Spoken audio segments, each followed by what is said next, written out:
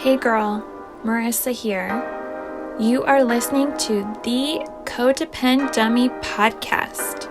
As a young woman, you have been raised, reinforced, and rewarded for putting the needs of others above your own. Now, in your 20s, you're finding yourself exhausted, exasperated, and enveloped in shit relationships, especially the one you have with yourself.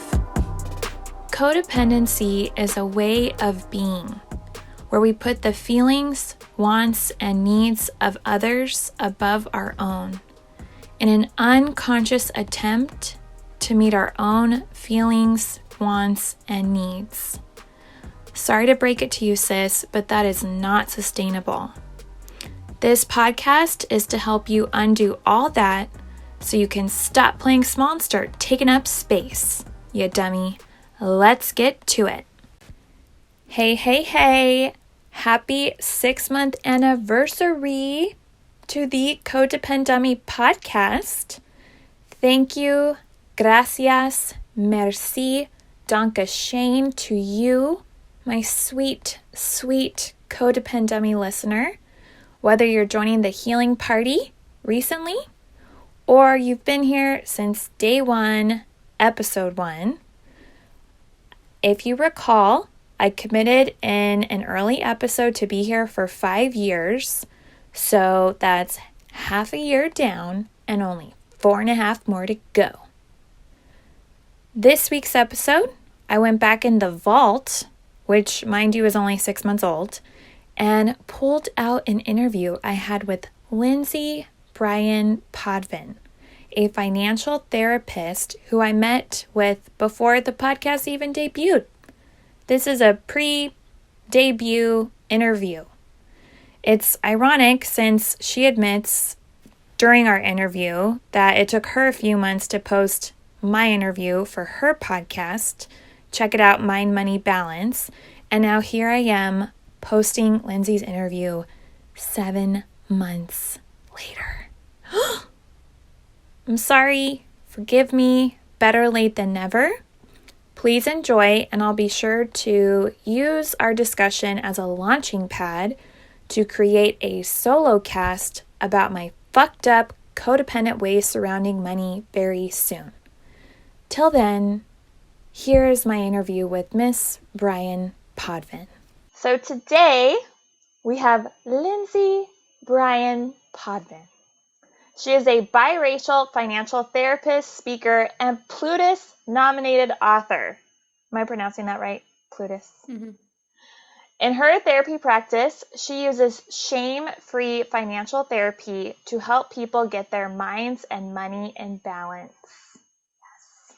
Additionally, she's expanded her services to help therapists with their money mindset, niching, and authentic marketing. She lives with her partner and their dog in Ann Arbor, Michigan. Welcome, Lindsay. Thanks, Marissa. I'm happy to be on this side of the pod. Yeah. So I was on your podcast sometime. Yeah. We recorded a while ago, and I have a problem with doing too much. So I don't even think it'll hit the airwaves until February. And I think we recorded that in November. Yeah. I struggle. That's my thing this year is do less. It's really hard. Do less. Yeah. Yes. Yeah. And so now, you're a guest here. And can you tell us a little more about you and being a financial therapist? What is that? Yeah. So financial therapy is a relatively new niche within the world of psychotherapy. It's been around within the Financial Therapy Association for about 10 years, but there have been iterations of it for a long time. If you think of marketing, that's all behavioral economics. That's all financial psychology. We just use it for something else, which is to sell stuff.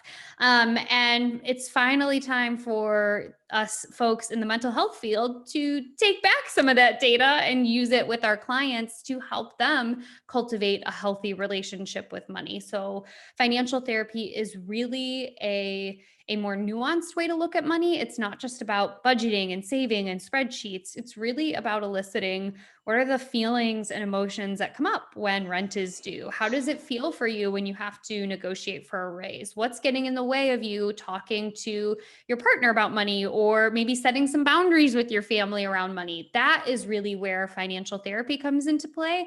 And it really helps you with all of the, I know I should be doing it, but ... kind of stuff. Right.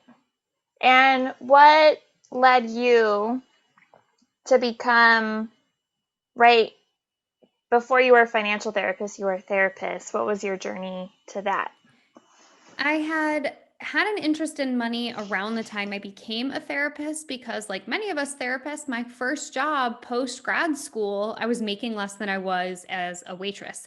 And that didn't sit right with me, but nobody in the field seemed to care. We were more or less told, like, you should be thankful you have a job. You didn't go into this field to make money.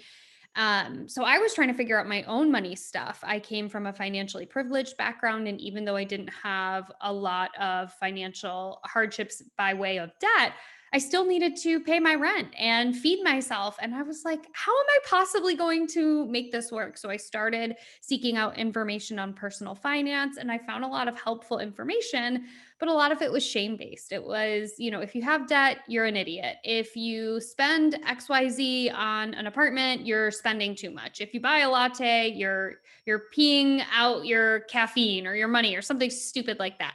Right. And that just didn't sit right with me. As a therapist, I felt like there had to be a better way to address money without shaming and blaming people. So I wanted to take my skills as a therapist and apply it to what I'd been learning about money. And that's how I found financial social work and financial therapy. So I sought out additional training in those disciplines, got my certification in financial social work in May of 2018, and started pivoting my private practice to financial therapy.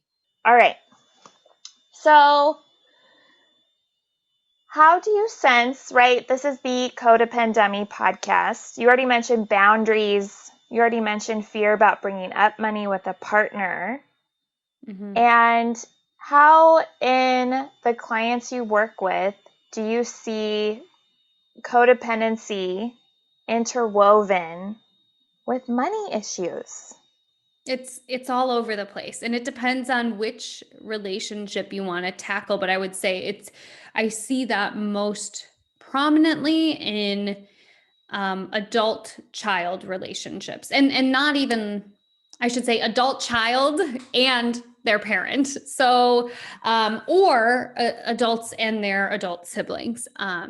So it's often these family codependency issues that I'm seeing in my work. Not all the time, but often a parent who supplements their adult child's rent, or an adult who has a hard time saying no to their sibling who doesn't manage money well. So I see it in those respects. I don't see a ton of it in romantic relationships, but that also could just be the population that I see. But I do see it a lot, kind of inter and intra generations. Yeah, so that's how I see it show up. That is so okay. So as you were building that sentence, I was like, oh, she's totally gonna say romantic partners. Like she's totally gonna say between, right, partners, girlfriends, boyfriends, they friends, spouses. And no, I don't in my work. And that could be because of the nature of who's seeking me out. I tend to work with couples who are doing pretty well financially, but it's just the discomfort of, how do we talk about money? How can we talk about money without taking the romance out of our relationship? How can we talk about money without it feeling like a business decision? So it's more of those types of questions that I get with my clients. But it also could be the population that I'm seeing. I tend to see it more in, look, we're in this healthy marital relationship, but my partner always gives money to their adult sibling because they don't know how to manage it. So it's more of those types of relationships that we're trying to figure out how to cultivate healthy boundaries there. Right. So siblings and or adults with their parents. Yeah. Yes. Definitely. Mm-hmm. So right? I guess, when we picture codependency, we picture people pleasing, Mm-hmm. right? Someone else's problem is my problem, Mm-hmm. doormat bending over backwards. And in these sibling relationships or parent and child, like, okay, if I'm codependent with my mom Mm-hmm. and she supplements my rent, Mm-hmm. why on earth would I want her to stop doing that? Yeah, I think about it as a failure to launch kind of issue of, yeah, it's great that your parent supplements your rent. And is that money infinite? Can they do that forever, even when they die? Do they have a will and trust set up for you and you're going to keep getting that money indefinitely? If so, that's a different conversation. It's also worthwhile to consider what makes it hard for you as an adult to meet your needs without your parents' help. Now, that is not to shame you. As a millennial, we are. We have experienced two unprecedented economic events in the past 12 years. We experienced the Right. 2008 economic crash.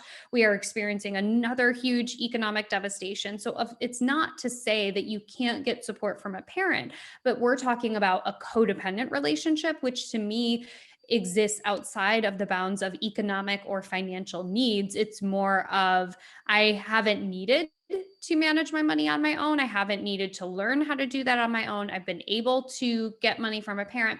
And that money, 9 times out of 10, when we're talking about codependency, comes with strings attached. It comes with mom can drop in on me whenever she wants. It comes with mom saying, well, if you do X, then I'm going to take away your rent money. That's where it becomes an issue. It's the emotional issue. And it's way less about the actual economic impact and more about what are the codependent problems that might be coming up because of this financial relationship.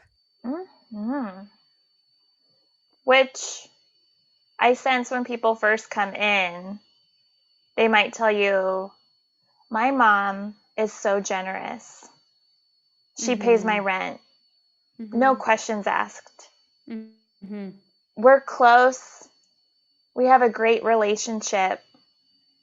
And I mean, how do you start to help them cultivate that awareness that it is transactional Mm-hmm. and it, part of me, I'm curious about, of course I'm a therapist, but I envision this mother, maybe she has a need to be needed. And so she Mm-hmm. hasn't really helped that adult child, learn Mm-hmm. finances, learn to be resourceful, Mm-hmm. etc. How do you start to shed light and create those boundaries?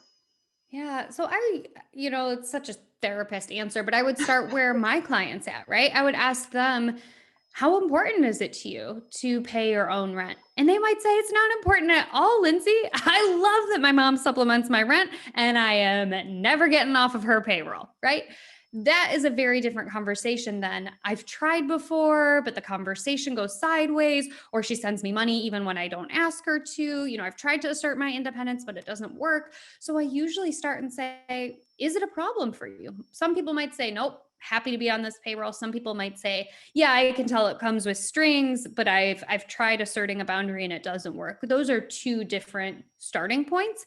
Right. And then the other thing that you had kind of included in your question was this idea of, my parent hasn't taught me how to manage money. And I want to say to all listeners, most parents don't. You are not alone if you're like, wait, your parent's supposed to teach you about money. We live in a society where money is so taboo. We rarely talk about it with our parents. We rarely talk about it in our school settings. So do not feel left out or like you somehow had a bad childhood because your parent didn't talk to you about money. It's something that we simply do not talk about. So the idea of finding out ways to provide yourself with education and knowledge about money is really important, and you're not alone if you haven't done that yet. Mm-hmm. Okay. So start where the client's at. if they're content receiving the money and continuing this codependent, one way their codependency manifests, great. If not, let's start with some education. And then how do you refute being on mom's payroll? That's, again, that's like one way that the codependency is manifesting, but what type of boundary or launching the nest is that? Yeah, I also think it depends on the client's culture, right? In the United States, and I would say mostly United States and Canada, a lot of Western Europe, we have the mindset that a child should be financially independent. And the timetable is different. In the US, it's like once you turn 18, then you're supposed to be financially independent. In other parts of Western Europe, it's more like once you finish college or once you get your first job, there's a little bit more wiggle room there. And in certain cultures, it's perfectly normal to live with your parent or have your parent supplement your income until you get married, which, I mean, there's so much baggage tied up in there, but I want to throw out that caveat as well. So let's say they are in a Western family that believes in this idea of 18 means you're an adult, but then they're also supplementing your adult child's income. We have a disconnect, and we have to look at what is the reason for continuing in that relationship and what is the reason for launching. And to me, when I work with clients, I have not to date had a client who says, I want my parent to supplement my income for the rest of my life. Like, I was kind of being facetious when I said like I would meet them where they're at. I haven't had a client who's like, I love that I can't afford anything on my own. I love that my parent has to pay my way. 9 times out of 10, 95% of the time, people are saying, I want to know how to do this, but I really struggle to manage it on my own. If we're in that kind of codependent relationship, I really struggle to set up a boundary with my parent. And that's where we can really start to do the work. And, the nice thing about money stuff is you really can say no to taking that money. If a parent is Venmoing it to you, you can figure out a way to say, no, you're not going to Venmo it to me. If they're giving you a check, you can literally shred it up. If they're giving you cash, you can give it right back to them, drop it in their mailbox or in their holiday gift card or whatever. So there are ways to set up a boundary a little bit more firmly. Right. Which, as a child, if a parent was Venmoing, writing me checks, sending me cash, I would say, thank you so much. And yet, as an adult, I would feel like such a child. I would feel so unheard, disrespected. It's like, no, I want to grow up. I want to take responsibility. I'm working with this financial therapist to help me take control of my finances. Like, please, like, no free money. Yeah. Right? Yeah. And how do you witness when your clients start to build the boundary, right? They construct it, then they work at maintaining it. What is it like for you to witness that empowerment? Like, I shredded a check. Like, I said no. Yeah, I find so often, you're so right, that we end up feeling like children in a lot of these situations. We feel infantilized in so many ways when we're being subsidized financially, and we don't have to, right? And so I hear a lot of language. It's really interesting you're saying this. It's like all kind of coming to me now. But I hear a lot of language of like, oh, we finally feel like grownups, or we finally feel like adults, or I finally feel like I'm adulting, right? A lot of that empowerment, a lot of those words around being an adult and being independent and being a grown-up, that's a lot of the language that I hear. And it's like, I mean, when you work with a client and they adhere to a boundary, or they uphold a boundary, it's equal parts terrifying and empowering. And over time, it becomes more and more powerful. But at first, it's like that mix of like, can I say no?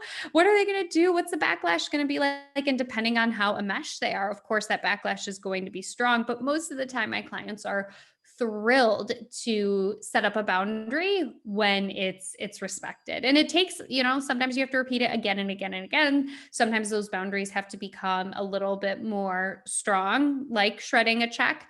But over time it gets easier. Mm-hmm. No, I remember, I think it was in 2019, my therapist somehow spontaneously brought up this weekly dinner I had with my parents. And I mentioned, like, oh yeah, they pay for it every time. Very casually. She was like, what? Mm-hmm. You're 30. I think I was 30 at the time. She was like, they pay every time? I was like, yeah, well, why wouldn't they pay? And she did. She was really able to walk me through how I felt. And I was like, I feel like a little girl at the table when the check comes and I pass it to my parents. And then when I started to pay, yeah, they commented to my older sister, like, oh, Marissa's paying for her dinner now, or she's helping sometimes. And they scoffed at it because that was just one way my dependency with them manifested. And so, but yeah, like paying for my part or treating them over time. Yeah, of course I'm like, oh no, I can't afford it, quote unquote. But just being able to grow up, not be a little kid at the table at 30. And that particular scenario is really uncomfortable. If you have been in a family where the adult always pays and you say, I'm going to take care of my part tonight, or I'm going to treat you guys tonight, it can ruffle the parents' feathers, right? Of like, well, what, you think we can't afford it? You think you're too good? You can't accept the gift, right? It can ruffle some feathers when it comes to paying a meal. And at the end of the day, it's a simple transaction. I mean, unless you're going to like a Michelin starred restaurant, you're out $20-$30. You're not out several $1,000s or even several $100s. Right. So we talked about parent-child. How do you see it come up with adult siblings where there's codependency and one really funding the other's chaos? Yeah. That one's really, really challenging because oftentimes, as you know, when we get into codependent relationships with our adult siblings, it's often a trauma response in some way of we've had to depend on one another to survive as children. And it's really hard to untangle that as adults to say, hey, I no longer need you to lean on me or vice versa. I'm okay and dependent of you. That can be terrifying to individuate from an adult sibling. Right. So that one's really tricky. And so I often come to that one with, I wouldn't say a lot more compassion, but I do come to it with the understanding of that was survival when you were a child, was you needed to lean on one another and you needed to have kind of your own language and you needed to have each other's backs because that was the key to getting through whatever traumatic war-like environment you had to get through as a child. And now here you are, you're 35, you're 40. How true is it that you really need to fund your adult sibling or they need to fund you in order to live? And sometimes people say, no, I really couldn't get by, kind of like the parent one, without my adult siblings' support. And then we have to go, do you want that? Is that something that's really important to you, that your sibling continues to pay your rent or buy your groceries or what have you? Right. And again, often I get the response of like, no, but it seems so much more complicated when it comes to an adult sibling. And so with the siblings, I often find, and I see it with the parent-child relationships as well, but creating some sort of tiered approach to backing away from giving or receiving financial support. So let's say I always got $300 from my sibling, and that $300 went towards groceries, right? They might say to me, you know what, Lindsay, I'm going to give you $300 this month, but next month I'm going to give you $200. And the month after that, I'll give you $100. And then the month after that, I'm no longer buying your groceries or contributing to your grocery bill. And you can build in a caveat of like, if it's an emergency and you really won't eat, call me, I'll be there. But you also don't want to get into that cycle, as you know, of, oh, it's an emergency and it's emergency. Well, is it, or did you just mismanage your funds, or did you have trouble, making ends meet because you weren't wise on how you were spending your money? And of course, then the sibling who is giving that money can also say, hey, I'm happy to help you like grocery shop, right? I'm happy to walk you through what sections of the store are more affordable, or how to meal prep to make your meals last longer, or how to be a smart shopper so you're not composting a bunch of food that's going rotten at the end of the week. So there are other ways to provide kind of that adulting bridge to your adult sibling. But I think a tiered approach can be really helpful when it comes to money. Right. So just noticing that this, I guess, pattern dynamic where, hey, sister, hey, brother, you and I, we were guardians of each other. We handled the chaos of mom and dad, however many relatives we had living at home, divorce, etc. Like you and me. Yep. And we have grown up, and now we are adults, and we are continuing with this dynamic, with this pattern. But maybe I'm married, or I'm seeking a career, and you're not. Right. And out of that guilt, right, that pattern, that connection that we had, I'm still reenacting that. At what cost, right? How do you see what the clients you work with, like, how is that affecting them, maybe their partners or their friendships, when they're still, 911 for a sibling? Yeah, and it's really challenging, especially because it is often some external catalyst that helps to fuel that boundary, like, oh, I got a new career, or oh, I'm seriously dating somebody now. And then the person who's getting cut off financially will often blame that person. Oh, well, you care about your career more than me, or you care about your new boyfriend, girlfriend, partner more than me, right? That blame gets misplaced on that career or that person, and that can create a ton of tension. So really trying to keep it focused on you as an individual and why it's important for you specifically, not important for your partner, not important for your career, but important for you as an adult to no longer fund your adult sibling.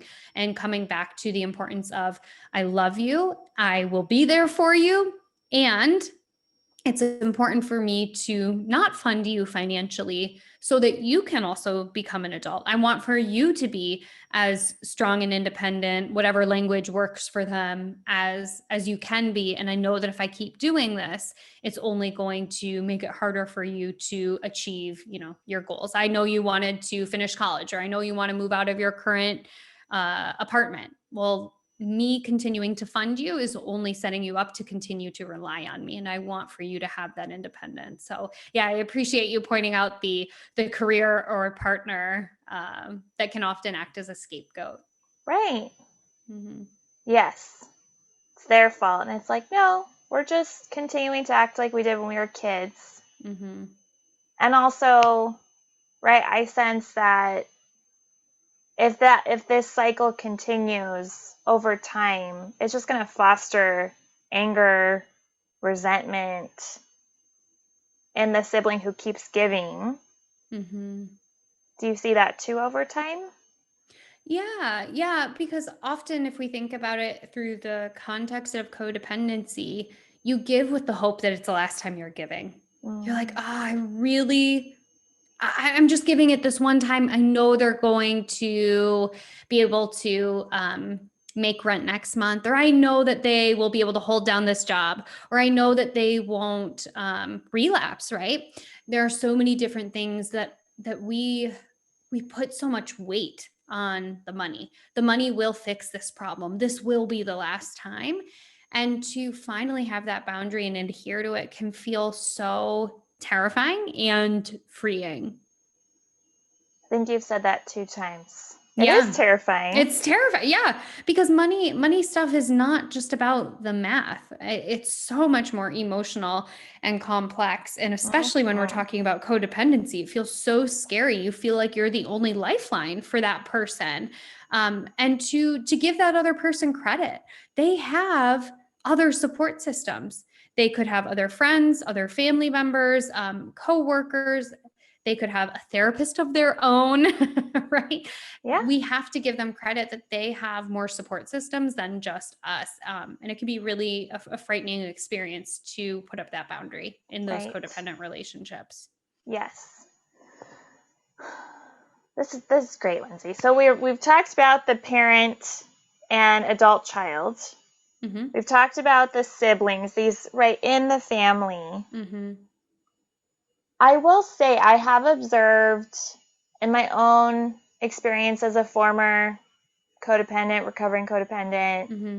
in the literature that, do you also see it with your clients or notice as a financial therapist, codependency with a lot of gift giving, Mm-hmm. spending Totally. in order to please get affection, attention, approval? How do Totally. you see that? Totally. That definitely comes up when, again, if you think about like a childhood situation, when gifts would be in replacement of emotional support, right? I got you a gift, so I don't have to give you the hug. I gave you a bunch of money, so I don't have to be there for your high school graduation, right? It's the money or gifts in lieu of emotional support. And again, they come with strings attached. It's, well, I gave you $500 for graduation, so you need to do X, Y, and Z. Yeah, so that's how I see the gift giving showing up there. And then, I'm thinking about these romantic relationships kind of in the back of my head. And I'm like, man, why don't I see codependency in romantic relationships? And I think for me personally, the line gets really blurred between codependency and financial abuse when it comes to financial relationships. So that's why I think I don't see a lot of codependency in my practice, because I don't work with a lot of abuse relationships, romantic relationships. And I think that line for me as a clinician is really blurry. Yes, very blurry. Mm-hmm. So blurry. We'll just let it be blurry. Yeah, I'm like that's I need to refer out, right? That's a boundary for me. Is I see when I see those things, I hear a lot of financial abuse red flags that make me think that it's not just codependency, it's financial abuse. Mm-hmm. Mm-hmm. Okay. So, parent, child, adult child, siblings, Mm-hmm. and also gift giving, funding, purchasing in order to win that attention, affection, approval. Because we didn't get it when we were little. We're not getting it when we're older. Yeah. Hopefully, maybe this time. Yeah. Mm-hmm. And how do you sense codependency relates with financial anxiety? Do you see that? That's a really good question. Isn't it?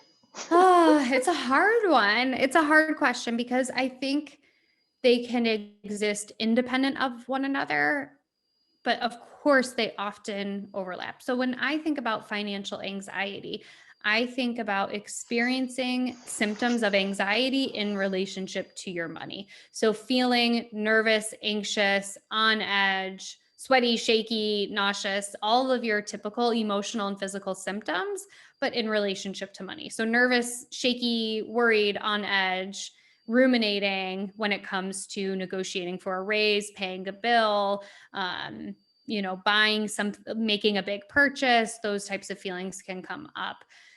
Now, when it comes to codependency, I think it's so tricky to know what is codependency in money and what is financial anxiety in money without doing a thorough assessment, because on the surface, a lot of those symptoms can seem similar.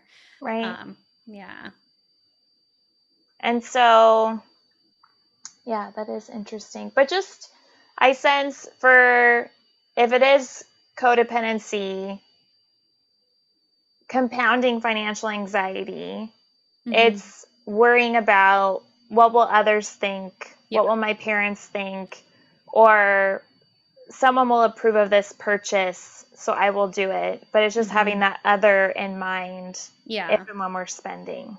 Yeah. No, that's a really good differentiation is my worry about how I feel about the money and how I relate to the money, or how I imagine others will interpret this purchase, or, this loan or this gift to others. Yeah, that's a really good differentiation, is that the symptoms might be the same, but in that person's mind, is it their relationship with money, or is it their perception of how others will look at their spending? Mm-hmm.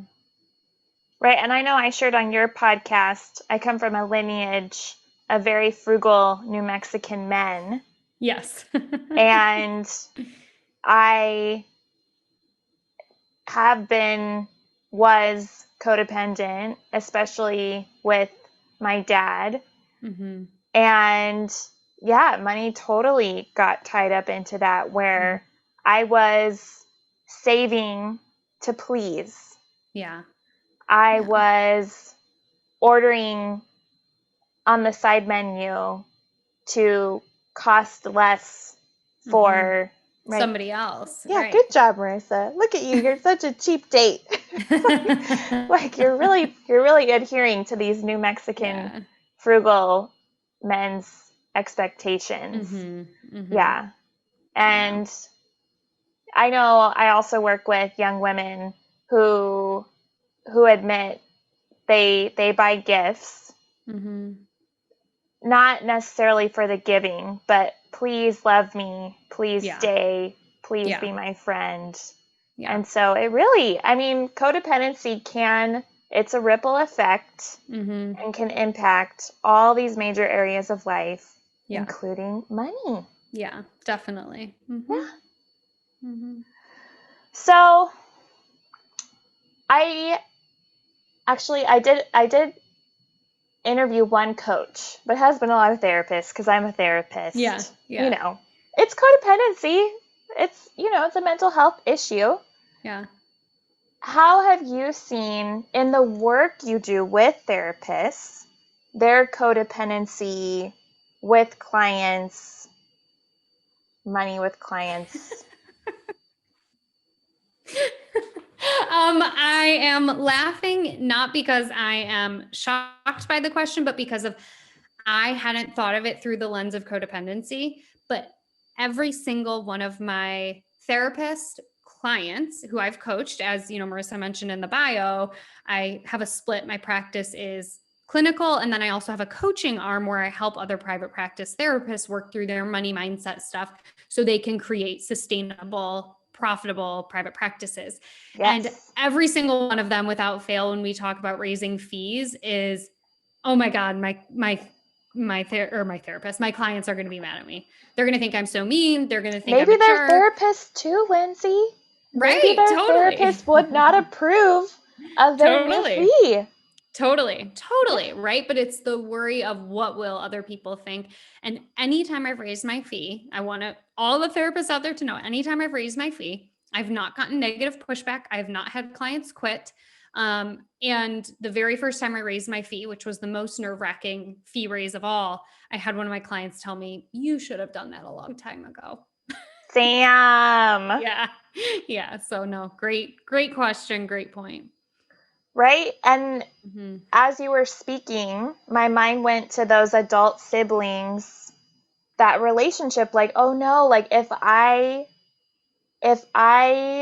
cut the supply, if I threaten the supply, right, of therapy services to this client, if I increase or uphold this new boundary of the fee, they're going to have no one.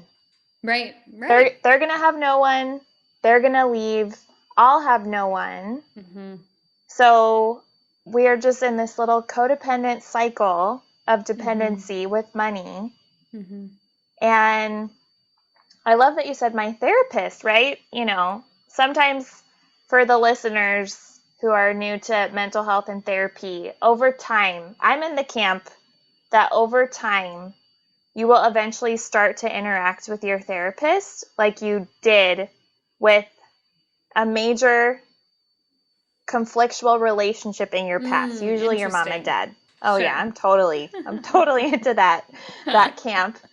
And so, right? I know other therapists. I know, yeah, even when I thought about raising my fee, it was going to be more than my therapist at the time. Yeah. Oh And yeah, yeah, that's a it's big like, one. oh Mm-hmm. no, like, what would she think? What will my clients Mm-hmm. think? We're just stuck Mm-hmm. in this little pleasing Mm-hmm. price range. And yeah, you coach them on raising it, and they're like, I can't. Right, right. And it's the logic and emotion. Like we'll look at the number on paper and be like, look, if you raised your fee to this price point, you would be able to pay off your student loans, buy the house that you want to buy organic food, shop super hyper locally, go travel, whatever those needs are. Because again, as therapists, we have to be taking care of our physical, mental, and emotional well-being. Otherwise, we're shit therapists, right? We have to take care of ourselves. And if we don't practice financial self-care, we are going to burn ourselves out. We just are. So it's so important that we analyze our fees. But anyway, a lot of times we look at the logical side. If I did this, then I could do X, Y, and Z, but the emotions totally hijack it. And they're like exactly what you're saying. Oh my gosh, I feel like I'm going to let everybody down. I feel like I'll be judged. I worry about what people will say. And I'm not in recovery, but that saying in recovery always comes up of like, what other people think about you is none of your business. And that's so important when we are raising our fees. Mm-hmm. Right. Not having that codependent dynamic come up in Yeah. business. Yes, It's absolutely. It business. is. Of course it is. Of course it is. Yeah. Mm-hmm.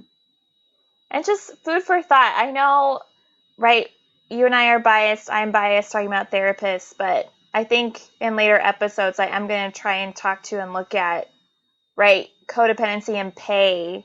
Like Mm-hmm. with therapists, teachers, nursing, Oh, like yeah. these, just these codependent, entrenched Yeah. professions But at those are times. also fields that are traditionally dominated by women. And we consistently devalue what is traditionally women's work in our country, right? We say they should be paid less. That's not that hard. Like teachers, nurses, social workers, they get the bottom of the barrel pay, but it's really meaningful, right? You're getting paid in the way that your work rewards you. And it's like, screw you. No, feeling good doesn't pay my bills. Thank you so much. I appreciate feeling good. I absolutely love feeling good. And a rewarding session or a rewarding, teaching lesson, that's not going to pay my mortgage. No. Mm-hmm. Right. So not letting the patriarchy decide, and also not letting our emotions, codependency, compound it Mm-hmm. when we start to charge higher fees, become Mm-hmm. less codependent in all of Mm-hmm. our financial endeavors. Yeah. Yeah. Logical. I think a great rule of thumb is if you are in a profession where people say, I could never do that to you when you meet them at parties, that's a good indication that you're probably in a field that's underpaid. Mm-hmm. Right? I'm a therapist. I could never do that. I'm a social worker. Oh, I could never. I'm a teacher. Oh, how do you sleep at night? I'm a nurse. Ew, that's hard. How do you do that? Anytime you get that response of I could never, that's a good indication that you're in a field that is underpaying you. And you Mm-hmm. probably, if you have the ability to negotiate a raise or raise your fees, it's probably high time. If people are saying I couldn't do that, it means you're woefully underpaid. Right. I love that. Yeah. All right. Well, can you tell us about your free offering for the listener today? Yeah, of course. So Marissa and I spoke a lot about kind of the nuances of money and how it's tricky to figure out where and how you have come up with your engagement with money and your relationship with money. So I've created a quiz and it helps you find what your financial archetype is. So there are 4. It's not just saver and spender. There are some strengths and shadows, and it's based on financial psychology and anecdotal evidence of doing this work.